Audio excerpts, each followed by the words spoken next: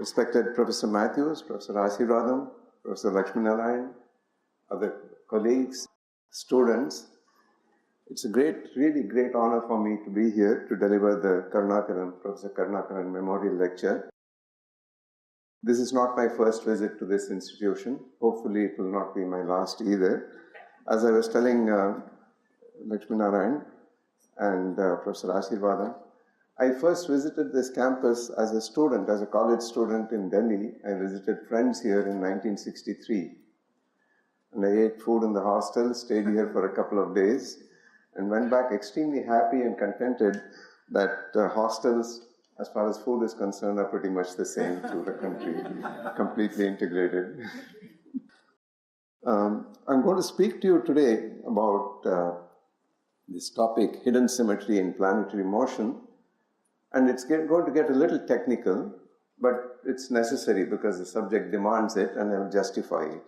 But I'd like to start by saying that I've chosen this topic in order to drive home the point that old is not obsolete and new need not be profound either. But it's important to remember that old is not obsolete and things like Newton's laws will remain forever within the regime of applicability. So, in this passion that we have for new subjects, introducing new subjects and introducing more and more fancy applications, we mustn't lose track of the fact that all this is based on some very, very solid foundations which will be there forever. Once Newton's laws have been discovered, they're there forever. The great physicist and mathematician Laplace once kind of regretted that Newton had preceded him because he said there is, after all, only one system of the world to be discovered, and it's already been done by Newton. Okay. So without further preliminaries, let me tell you what I'm going to do. All right. So I'll start by pointing out that the very origins of modern physics are in classical mechanics, and the origins of classical mechanics are very closely linked to planetary motion, because that was the problem that Newton set out to solve. And he enunciated his laws of motion as well as the universal law of gravitation. And together with these two, he attempted to and succeeded in deriving the three laws of planetary motion due to Kepler, which Kepler had propounded on the basis of observations of Tycho Brahe and others. Okay. And this has become was the springboard for all of physics, modern physics in its present version. And this quest is continuing. It's been on and on for the last 350 years, shows no sign of stopping. You can rest assured that the end of theoretical physics is not in sight, no matter what you hear every now and then from very enthusiastic people, but it will keep going forever, as far as we know. The modern view of dynamics, however, of dynamical systems, emphasizes things which are a little different from what things were in Newton's days or even a century thereafter. The emphasis today is on very general principles of symmetry, invariance, and conservation principles. So that's the emphasis which I'm going to bring to this problem, which is really an old problem. Just to set the frame, let's recapitulate what Kepler's laws of planetary motion were. This is something you study in college. The first, of course, is that the orbits of planets are ellipses with the sun at a focus of the ellipse. Now, this ellipse can be very flat, very squashed, or very near circular. In the case of the Earth, the eccentricity is of the order of 0.01 or something like that. I don't remember the exact figure. It's almost a circle. The second law is that the radius vector from the center of attraction, the sun, to the planet, the instantaneous position of the planet, sweeps out constant areas and constant times. So it's called the constancy of the areal velocity of an orbit, in an orbit. Okay. And the third law is the most intriguing of all. Kepler found a very curious relation between the time it takes a planet to orbit the sun once completely and the mean distance it has from the sun. And he discovered this very strange power law, namely the square of the time period was proportional to the cube of the mean radius. And this is the sort of law which, when you encounter in physics, you shouldn't just memorize it, you should start asking, what's the significance of this square and this cube? Where do these things come from? They look like weird numbers, 2 and 3, and why should it be so regular? Why not t to the power 7.8 or whatever it is, proportional to r to the power minus 3.2 or whatever? any number. These nice integers tell us that there's something very interesting and deep going on inside, as we'll see. Now, of course, let me rush through this and come back to this in much greater detail a little later. We write down in physics in the modern version what's called the Hamiltonian of the system.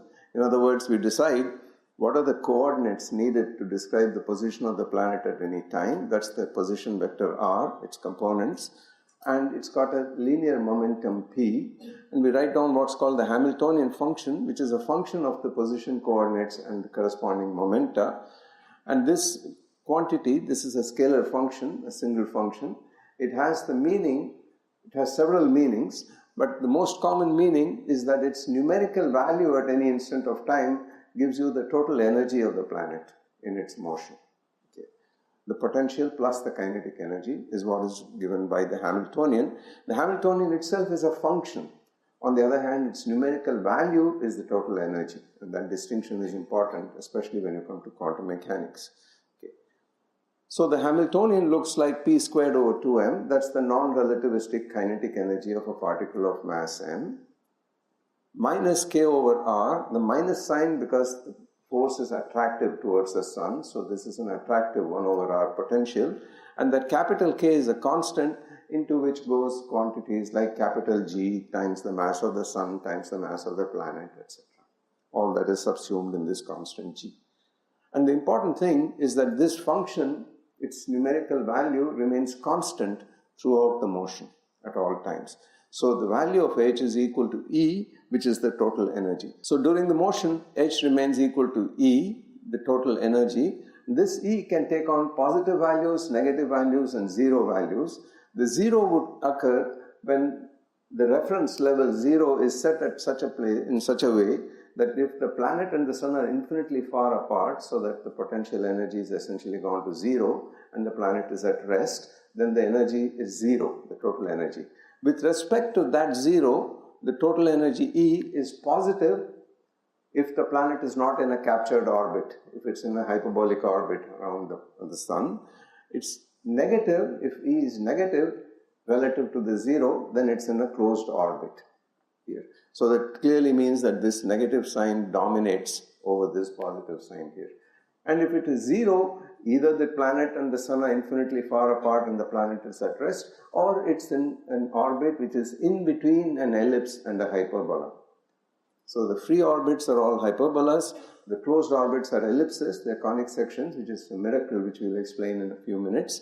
And then the intermediate is when one of the foci of the ellipse goes away to infinity, and then you get a parabola.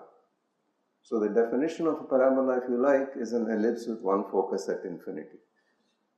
By the way, if you take an elliptical mirror and you shine a light from one of the foci onto the edge of the mirror, it will be reflected back and pass through the other focus. Okay. And if that focus goes to infinity, then this ray that's reflected will become a parallel beam, which is the reason why you want parabolic reflectors for your car headlights. Okay. So it's a special case of what happens in the ellipse. Okay. So now the standard way of solving this problem is to write this total energy down in terms of the radial momentum and the angular momentum, and write this whole thing equal to E. It gives you a differential equation for the radial coordinate, which if you solve, you end up with a solution to this problem completely. There are a few other details you have to look at, like solving what the angular variables do, etc.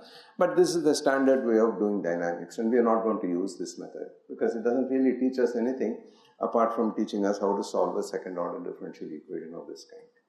Okay. In this case, it's not even a second order, it's a first order, because the constancy of the energy has reduced Newton's equations, which is second order in time, to a first order equation for the radial coordinate. Okay. So we're not going to use this route at all. Now, just to continue on this track for a second, the force on the planet is minus the gradient of the potential, which is equal to minus 1 over r squared times the unit vector in the radial direction, pointing inwards. So there's a minus sign. This is the inverse square law of gravitation. Whether we write it as 1 over r squared for the force or 1 over r for the potential doesn't matter. In physics, we generally work with the potential because it's a scalar function, and scalars are easier to handle than vectors, especially when you want to have the potential due to two different gravitating bodies, two attracting centers, then combining the forces by the vector law of addition is a nuisance. On the other hand, you add the scalars, the potentials, and then you take the derivative to find the force. And you do this all the time in subjects like electrostatics. The torque on the planet is 0, it's r cross f, because f points in the direction of r, the minus sign. So the angular momentum is therefore a constant. If there's no torque, the angular momentum is a constant. Now, what are the consequences of angular momentum conservation? And that we need to wake up now and watch carefully.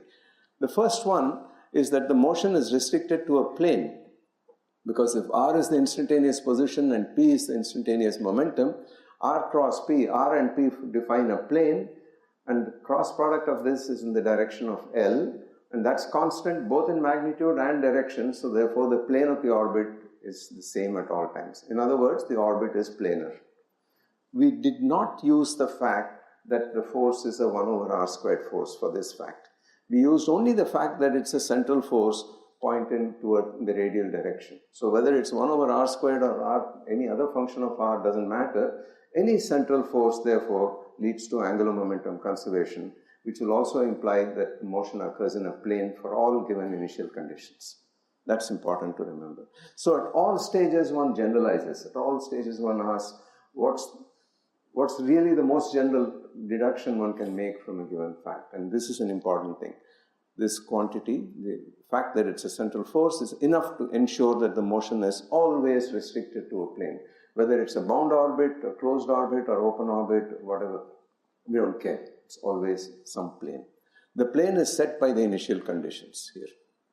Then the second one is that the L, the angular momentum vector, is normal to this plane, and each of its components, Cartesian components, is a constant of the motion. I'll use this abbreviation COM for constant of the motion. It's a function of the coordinates and the momenta, which will remain the same as time evolves, as time elapses and the dynamics occurs. And constants of the motion are very, very crucial to all that I'm going to say later on. We already have a few of them here, but I'll come back to this. One of them is L, but remember that L is a vector, so you really have three constants of the motion buried inside this single symbol. Now let's go to Kepler's laws. Kepler's second law is just angular momentum conservation, and therefore is valid for every central force, not just the inverse square law of force. So you can see that the area of an infinitesimal triangle here, this is the instantaneous vector at some time, and that's a time dt later, and r d phi is that arc. The areal speed is the rate of change of this arc, and that's r squared d phi over dt. But mr squared d phi over dt is the angular momentum. Moment of inertia multiplied by angular velocity. So apart from these irrelevant constants half and m and so on, the areal speed is proportional to the angular momentum magnitude, and that's constant because of angular momentum conservation. So you see, Kepler's second law is not special to the inverse square law of force. It's just angular momentum conservation. Okay. That's important. Okay. It's also true that it remains true whether the orbit is closed or not. So whether it's an elliptic orbit or hyperbolic orbit is irrelevant. Any central force will always lead to a planar orbit and to angular momentum conservation, to the fact that the areal velocity is constant. Kepler's third law, we can ask, I'm going backwards, so we did 2 first and then 3, because the law 1 is the hardest to find. But law 3 actually follows from a scaling property of the inverse square force law. We're not going to solve any differential equations here. Normally in textbooks you're taught how to derive Kepler's third law for circular orbits. For elliptic orbit it's a little harder, but I put it to you that you don't need any of that nonsense. It's actually true for the inverse square force law as follows. I write Newton's equation, which is the acceleration is 1 over m times k over r squared er, which is the force divided by the mass. And then I come along and say, I don't like your units. You use r and t. I don't like that. I'd like to use r prime and t prime. And they're related to r and t by this constant 1 over lambda and 1 over mu. I just change units. And I should have the same physics. So I put that into this equation here and write it in terms of r prime and t prime. There's a mu squared which is going to come out from the second derivative in time here. there's a lambda squared which is going to come out from this r squared, and there's a lambda which is going to come out from there. So if you put it together, you get d2r prime over dt prime 2 is minus k over mr prime squared times er prime, but er prime is the same as er. Change of units doesn't change the unit vector, multiplied by mu squared over lambda cubed. The same physics, it's the same orbit, it's the same planet, choice of units is irrelevant, so it should be the same law, which means mu squared must be equal to lambda cubed. But mu is the ratio of two length scales, time scales, and lambda is the ratio of the corresponding length scales.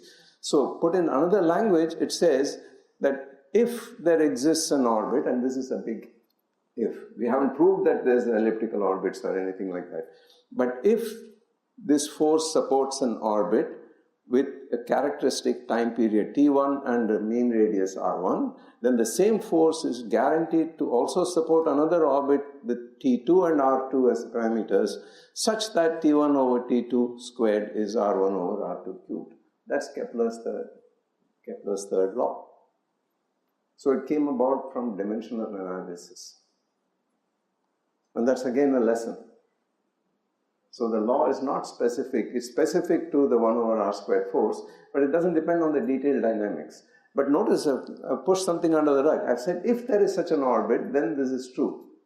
We haven't proved that there is such an orbit, but if there is, this is true.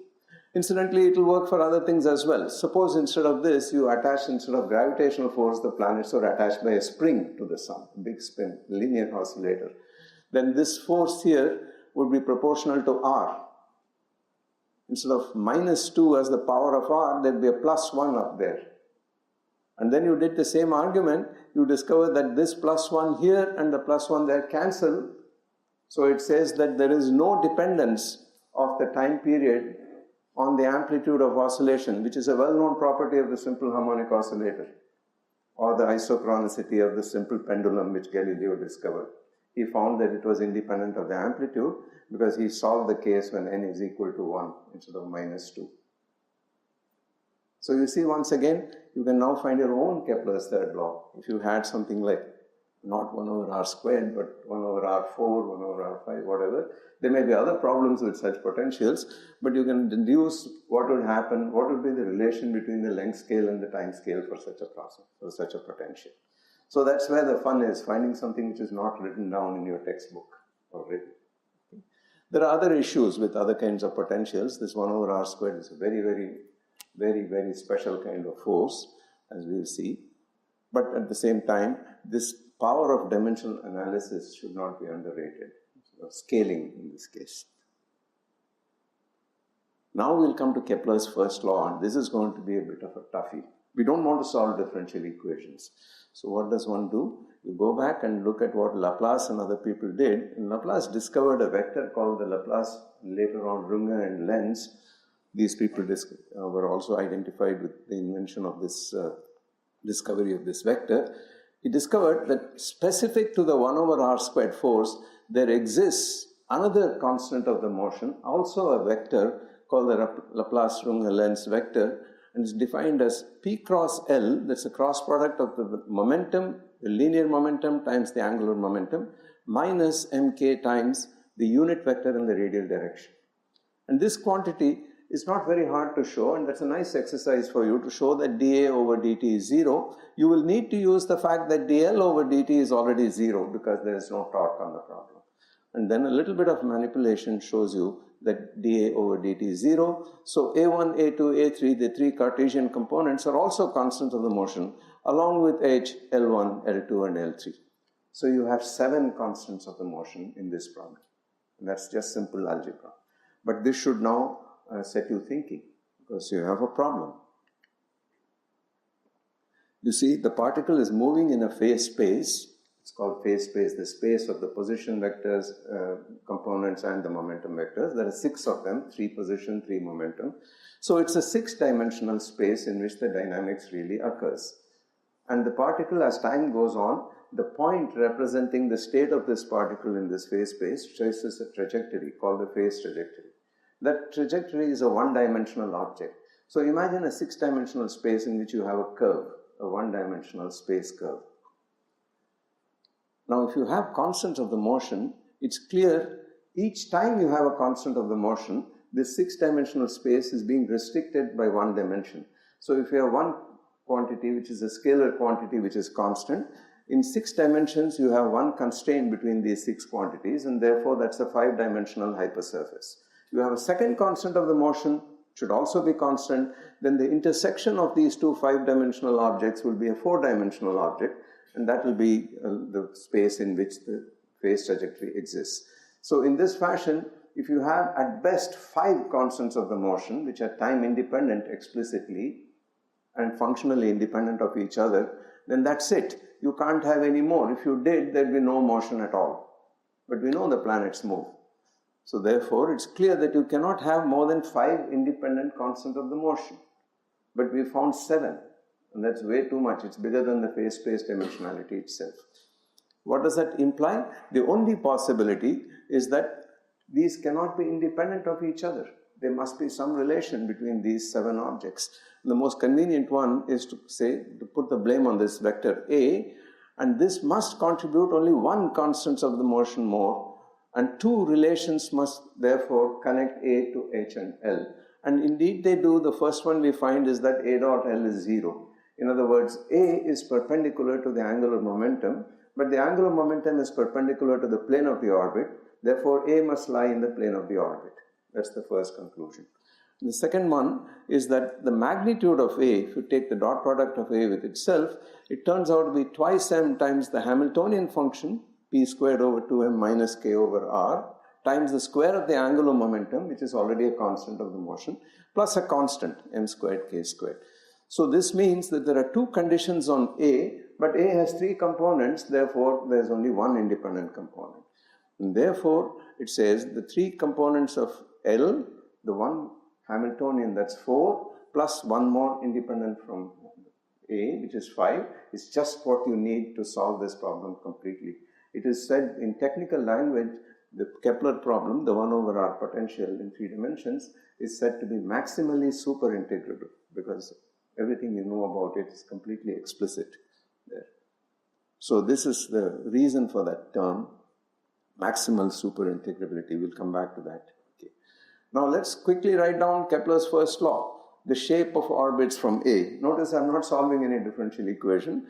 The magic was in identifying this vector A, but that takes Laplace to do originally.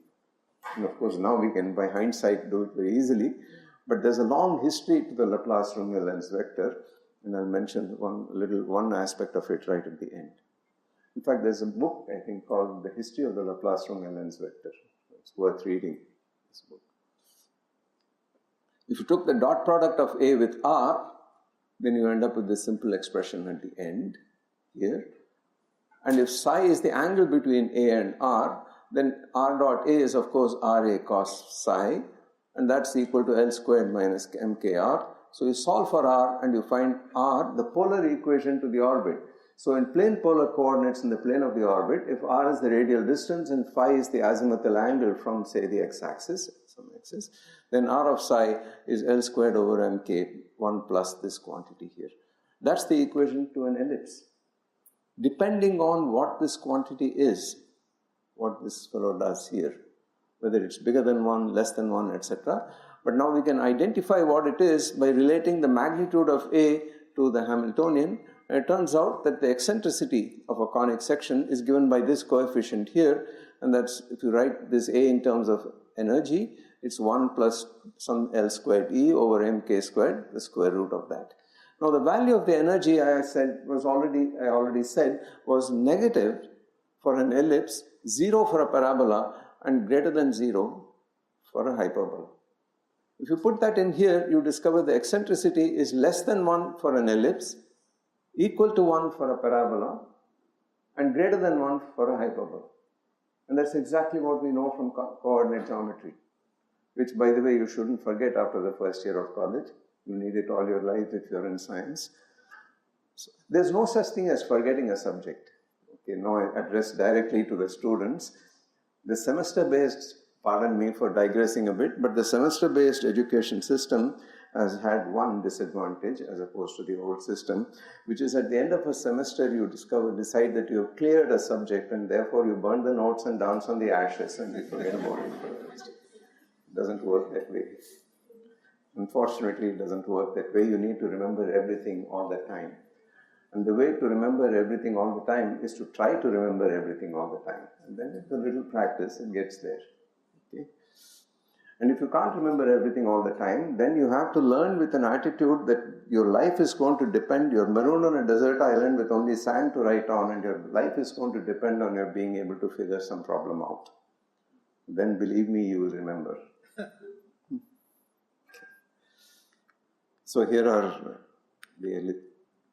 So those are the ellipse, that's the ellipse, that's the parabola, and that's the hyperbola. I'm sorry for the very poor quality of graphics. I haven't got to the stage where I do everything on PowerPoint. This is my version of PowerPoint. The investment is in a set of sketch pens. Okay. So here's the, I call psi the angle between A and the radius vector, but it should have been phi, that's the azimuthal angle. A points in the direction of the perihelion, and you can figure this out by taking the expression for A. So A points from the focus, which is the center of attraction, towards the point of nearest approach. So it's in the opposite direction. Conventionally, we draw an ellipse in this fashion with the major axis here, with the aphelion on the right-hand side, but it doesn't matter. Okay. And now you can see that we have a nice, neat expression. Notice one thing, that the eccentricity is a function of the energy and the angular momentum. That's a point which we'll come back to. Now that we know that the motion looks very simple, planetary motion looks very simple, it's just a simple closed curve in position space, one has the legitimate question, what does it look like in terms of the momentum variables? What should it look like? Well, I've already said this problem is maximally super integrable, a big word, which means it's completely solved. We know everything about it, everything is in terms of very simple functions. So if you say that motion in position space the orbit is an ellipse, nice simple closed curve, what will it be in terms of the momentum variables? And if this ellipse is in the xy plane, then the only momentum components are px and py, the x and y components.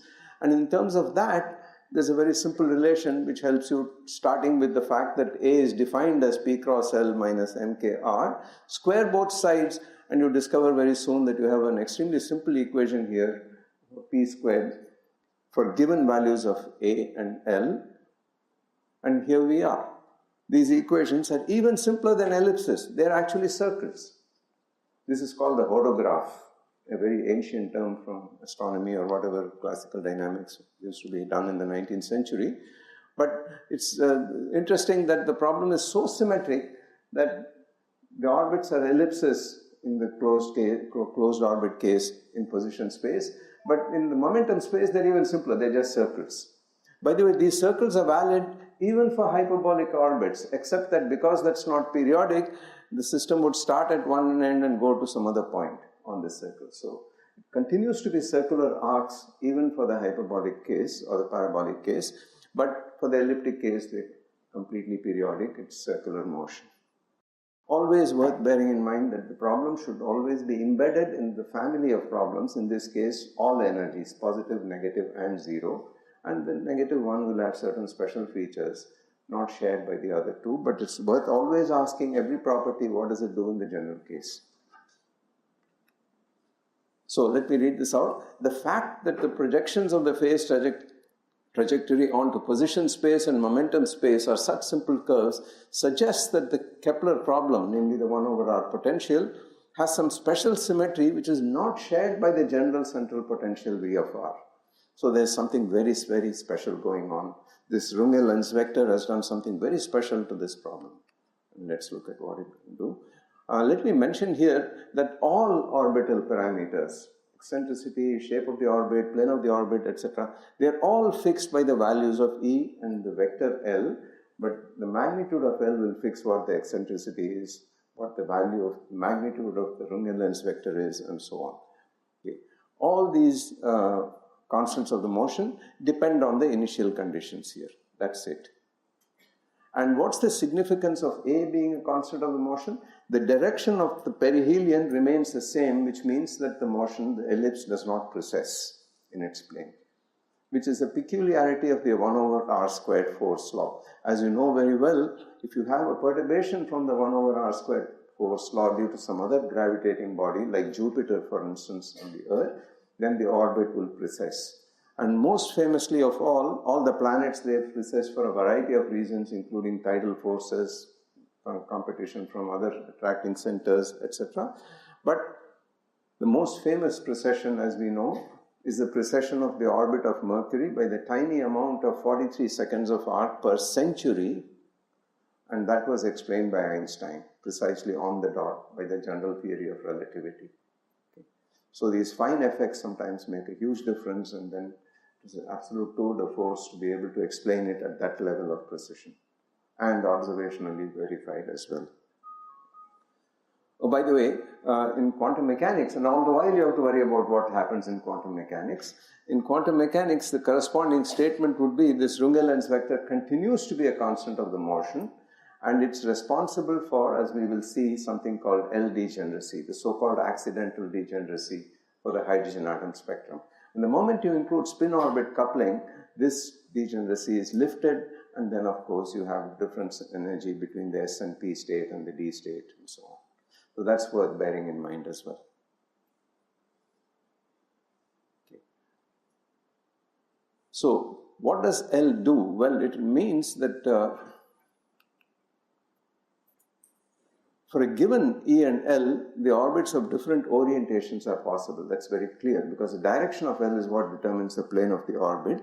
And what is important is that if you have two such elliptic orbits, then orbit 2 can be obtained from orbit 1 by rotating the coordinate axis. So the rotation transformation takes you from one orbit to another of the same eccentricity, the same L magnitude, and the same energy. Okay. So it says that this Hamiltonian is unchanged under such a rotation. It's rotation symmetric. And that's obvious, because p squared is a scalar, p dot p, and 1 over r is of course a scalar, because r is the radial distance. So the Kepler problem has a deeper hidden symmetry. The fact is, there's an even bigger symmetry than this rotational invariance, which is some kind of kinematical symmetry, common to all central forces. So that's again something that we need to understand very clearly, and that's going to be the theme of what we're going to get at now. So I repeat once again, the modern way of saying this, why does it not work? Yeah, the modern way of saying this is that the Kepler problem, the central force, has rotational invariance. By that we mean the Hamiltonian is not changed under rotations. Okay? But now we need to say this in a proper way, in a proper language. Let me say this. Now we ask a general question, and this I think is the part that should be emphasized in all courses on dynamics from day one. And it's very important to understand this. What do we mean by a symmetry of a dynamical system? What really do we mean by dynamical symmetry? It's a group of transformations, a set of transformations which form a group in the mathematical sense, such that the solutions of the equations of motion go to other solutions of the same equations of motion. That's what I would define as symmetry in dynamics as in general. Okay? The space of solutions is left invariant. Individual solutions are not left invariant, and this is important to remember. Let me give you a trivial example. I give you the equation x squared equal to 4, and I ask you what are the solutions. The solutions are x is plus or minus 2, of course. But now I come and change variables and I say let x prime equal to minus x. The equation does not change in structure because it's still x prime squared equal to 4. And the solutions are x prime is plus or minus 2. But x prime is minus x. So what has happened under the transformation is that the equation is invariant under parity, x goes to minus x, but an individual solution x equal to 2 becomes x prime equal to minus 2. And x equal to minus 2 becomes x prime equal to plus 2. So what has happened is that the full set of solutions has gone to itself. The solution space has become invariant, but individual solutions have not been invariant, are not invariant. It's a very, very crucial point to remember. And that's what a symmetry transformation will do. It will leave the space of solutions unchanged. And by the way, that brings me to a very, very profound difference between symmetry in classical mechanics and symmetry in quantum mechanics. Okay, this is something worth bearing in mind once again. So you see how many general lessons we are reading from this simple problem here. In classical mechanics, we've seen that solutions will go to other solutions under the same kind of conditions. In quantum mechanics, if you have two possible solutions loosely, then the state of the system is in general a superposition of these two solutions by the quantum superposition principle. Okay. So all solutions are superposed to form general states in the quantum case. In classical mechanics, they are individual solutions determined by the initial conditions, but they can be transformed into each other. In quantum mechanics, you don't do that. By the way, when you study the Bohr model of the atom, you are told that the Bohr radius is 1.5 angstroms or something like that. But when you do quantum mechanics, you suddenly discover the ground state is spherically symmetric and has zero angular momentum. But you see, if a particle is orbiting around another particle at the Bohr radius, which is not zero, how can it have zero angular momentum? Why should the ground state have zero angular momentum? And yet the Bohr model gives the right energy levels. But it says the angular momentum should really be non-zero, it's at the Bohr orbit, and yet the ground state of the hydrogen atom has L equal to 0. The reason lies in this. The reason lies in the fact that all possible L's at the Bohr radius, very crudely speaking, all planes, all these angular momenta are superposed to form the actual spherically symmetrical ground state of the hydrogen atom in quantum mechanics, and that of course on the average the angular momentum is 0. It's a very crude way of saying it, but that's the reason. And therefore, when you're a student, I remember as a student worrying about this, because you quantize first in Bohr quantization using M, B, R as NH and so on, and yet you say the exact answer is obtained for the hydrogen atom energy level, and a little later you learn quantum mechanics and L is 0. At that stage you wonder what happened, but then by that time you've passed that particular course and you no longer worry about it, but you should worry about it. Okay. So I hope this tells you why, because of the wonderful quantum mechanical superposition principle, very crucial. So now, the statement I want to make is that there's an extremely deep connection between symmetry, invariance, and conservation principles, and that's what I'd like to say a few words about. It's embodied in a theorem called Noether's theorem. Emmy Noether was possibly the greatest woman mathematician of the last century, certainly the founder of modern abstract algebra. And she propounded this theorem around 1912 or something like that in a different context, altogether much more general context. And in Lagrangian mechanics, we study Noether's theorem very roughly by saying that if the action is invariant under a continuous group of transformations, there is a corresponding conserved quantity associated with it. But we need the Hamiltonian version of it, because I chose right from the beginning to use the Hamiltonian formalism, because the Hamiltonian formalism is easier to handle symmetry questions with.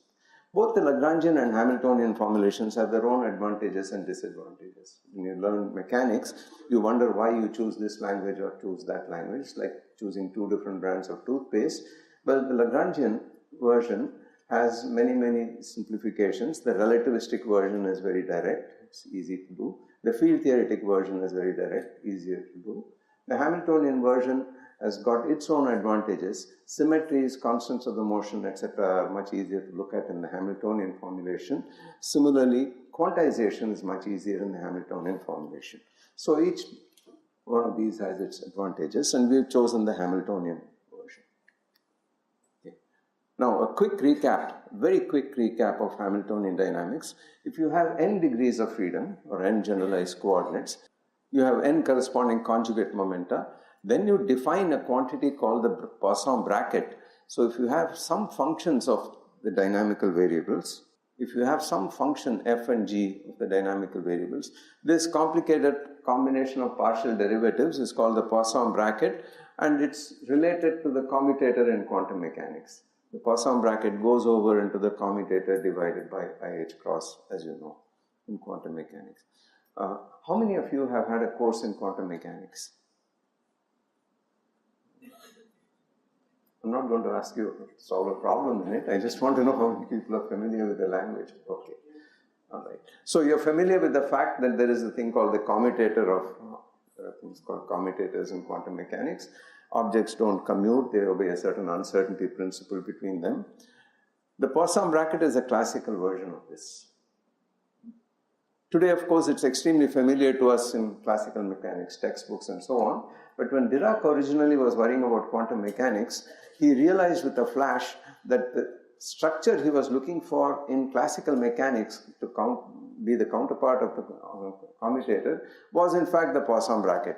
But surprisingly, I don't know how far this is true, but this is Dirac's own admission, he forgot the definition of a Poisson bracket. It was not all that common, it was an esoteric thing. And this happened on a Saturday. And he was really on tenterhooks to try it because he was going to discover quantum mechanics, essentially find out the classical quantum correspondence. But he didn't know quite the definition of it till on the following Monday, the Bodleian Library in Oxford opened and he went and checked out, and what he had guessed was actually right. And he was greatly relieved, and the rest is history. So it happens to the greatest sometimes, you tend to forget. Okay. So these are called canonical Poisson brackets, and they essentially say that different position vectors components can be measured simultaneously. The Poisson commute, similarly for the momentum, but the position with its conjugate momentum is unity on the right hand side. Now, in a Hamiltonian system, you must also specify a Hamiltonian function. And then there are these Hamilton equations of motion, which are first order equations of motion. If you eliminate the momenta here, in principle, you end up getting Newton's equation and things like that for the position coordinates, very roughly. Now, for any function, the total derivative with respect to time is the Poisson bracket of the function with the Hamiltonian. This is crucial. So this really is telling you that this Hamiltonian function has another interpretation, and the more important interpretation, namely, it's the generator of infinitesimal transformations, because if you take the dt across to the right hand side, it says the change in the function f induced in a time dt is proportional to the Poisson bracket of f with h. So h is called the infinitesimal generator of time translations, and that's true even in quantum mechanics, and that's what the Heisenberg equation of motion is in quantum mechanics. Okay. So if you have time translation symmetry in a problem, invariance, then the energy is conserved. The value of the Hamiltonian is conserved, which is energy conservation. Now f is a COM, if and only if its derivative is 0, of course, or if f and h are in involution, namely the Poisson bracket vanishes. I prefer to call it Poisson commute because that's really halfway to quantum mechanics. So, as I said before, each COM defines a one-dimensional, 2n minus 1 dimensional manifold, and we need a certain number of them. We need 2n minus 1 of them for complete integration of Hamilton's equations. But now comes a miraculous theorem to our rescue called the Liouville-Arnold integrability theorem. It says that for Hamiltonian systems, if you have n of them in involution, that suffices to integrate all 2n equations of motion. That's quite a big deal, because if n is large, 2n is much bigger than n. Just n is enough, constants of the motion. If you have less than n in a Hamiltonian system, it's said to be non-integrable, and if you have greater than n, it's not possible. You made a mistake somewhere. So this thing is very delicately poised here, and what's very interesting is that if it is less than n, even by 1, then it's not integrable in a very weird, very specific sense. It turns out then there exists at least some non-zero measure of initial conditions for which the motion is chaotic. There's actually chaos which develops immediately here in a Hamiltonian system. So integrability and chaotic behavior are very, very delicately poised between each other, depending on whether you have n constants of the motion in involution or not. In the three-dimensional central force problem, we are very happy because there exists a Hamiltonian, there exists any component of the angular momentum and the square of the angular momentum, and that's three independent, functionally independent constants of the motion in involution with each other, so the problem is integrable, solvable. Classically, as well as correspondingly, there's a quantum mechanical statement. Now, in classical mechanics, there's a thing called a canonical transformation. Just as in quantum mechanics, there are things called unitary transformations, which conserve probability. In classical mechanics, the Hamiltonian dynamics, the counterpart is canonical transformations. So it's a change of variables such that the whole structure of Hamilton's equations, the Poisson brackets, etc., are all preserved. And what it does is to help solve the equations of motion, if the Hamiltonian in the new variables simplifies over the Hamiltonian in the old variables. The most classic example of this is what's called action angle variables to solve integrable Hamiltonians. But we don't need that part here. What we need is the following. The 2n dimensional phase space of a Hamiltonian system, n-freedom system, has a very specific mathematical structure called the symplectic structure. The Poisson bracket has a very simple geometrical meaning in terms of this structure, so much so that mathematicians don't call it classical Hamiltonian dynamics. They say symplectic geometry. And there's a translation, there's a dictionary between every term you use here and the term you use there. Physicists say canonical transformation, mathematicians say symplectic transformation, and so on. Okay. The canonical transformations of a Hamiltonian system form a Lie group called the symplectic group, and it's denoted by SP. For n freedom, it's 2n, and since it's only real elements, SP, 2n, r. And each infinitesimal canonical transformation has some function g acting as its generator.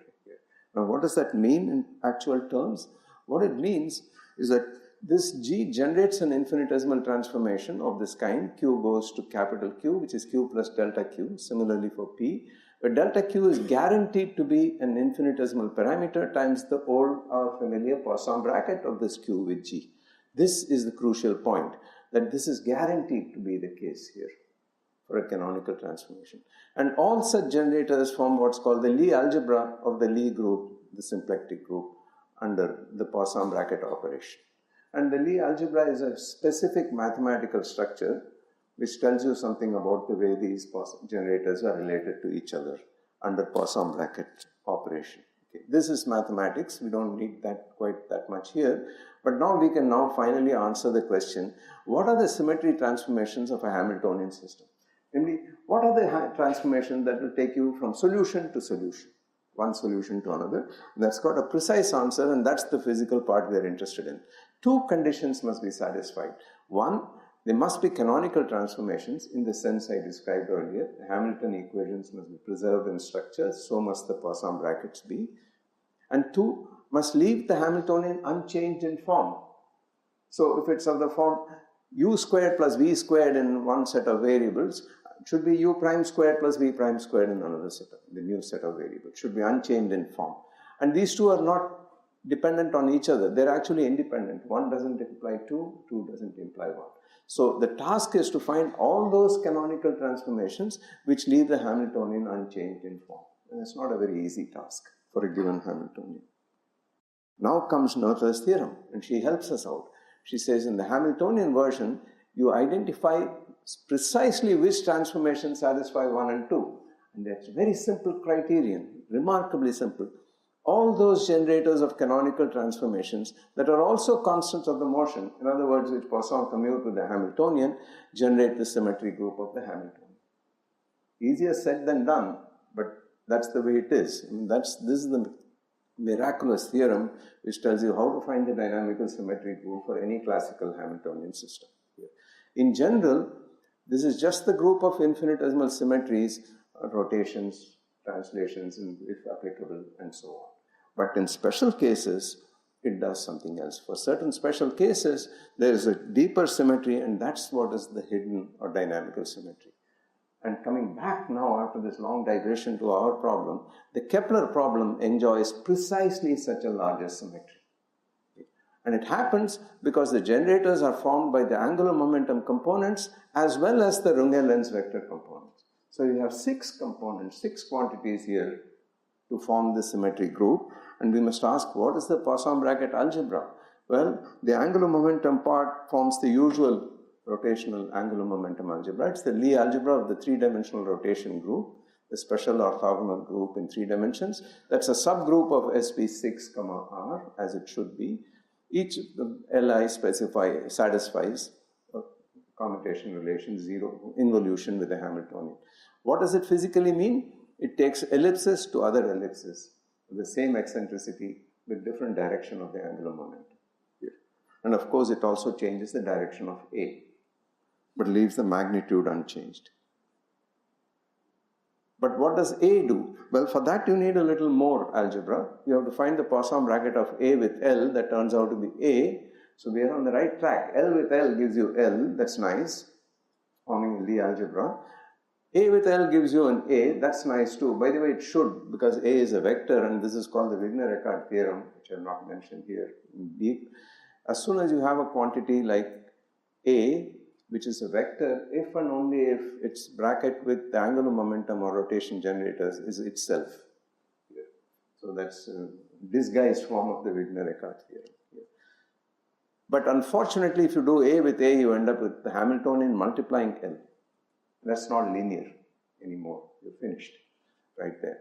So this is bad news. But now I say, no, let's look at all those solutions corresponding to a given value of the energy. So you're on this 5-dimensional phase hypersurface in 6-dimensional phase space on which the energy is fixed for you. Then you can replace this H with the value of the energy, the E, and you scale it out by dividing by the square root of this quantity, and you're back in business, because calling this new vector K, K with L is K, and K with K is L.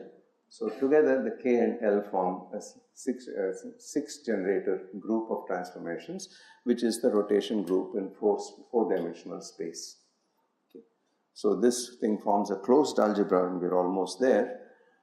The rotations will take orbits to other orbits of the same E and L, but the transformations by K will change orbits of the same energy, but possibly different values of L and different eccentricity as well, A as well. So it will do things like this. Things like this will happen.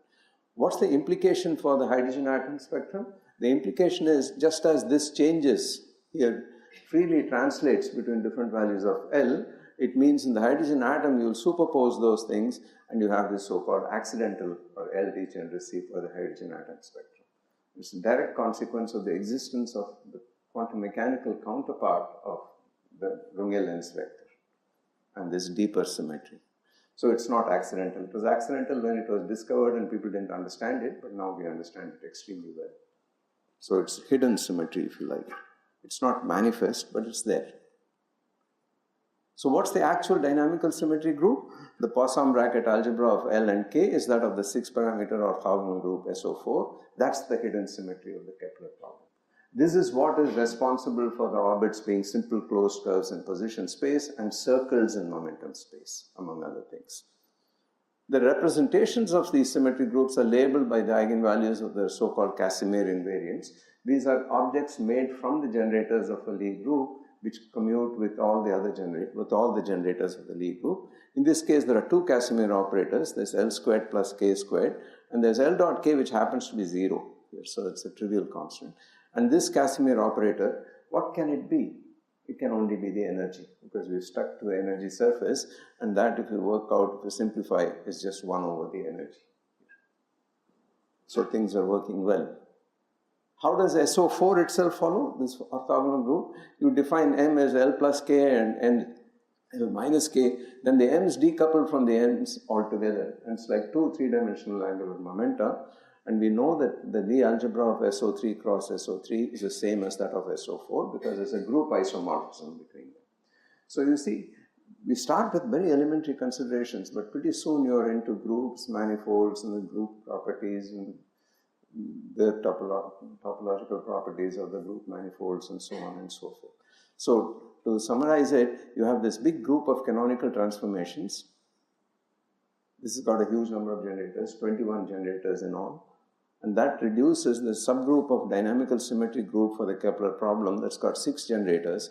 And a subgroup of that is a group of ordinary rotations of the coordinate system in space that's got 3 generators.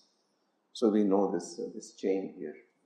Summarizes, if you like, the Kepler problem. So once you write this, mathematicians would understand exactly what you're saying.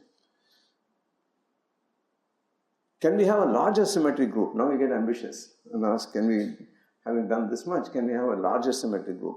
One physical reason is no, because between H, L, and A, we've already found 5 independent constants of the motion in a 6-dimensional phase space. It's maximally integrable, super integrable, and so you can't expect anything else. But maybe there is such a group. Do we have such a group? Not for a given energy, but can we ask, does there exist an even larger group of transformations mapping all solutions for all energy, positive, negative, and zero, to other solution, all of the space to itself. Remarkably enough, yes, there is an even bigger group. It's called the conformal group C1, 3, but its so-called covering group is this weird-looking group. It's a special pseudo-orthogonal group in 4 space-like and 2 time-like dimensions. That's a mathematical structure. I'm not going to get into this right now, but we can ask the existence of such a group, does it do anything for the hydrogen atom spectrum? And the answer is yes.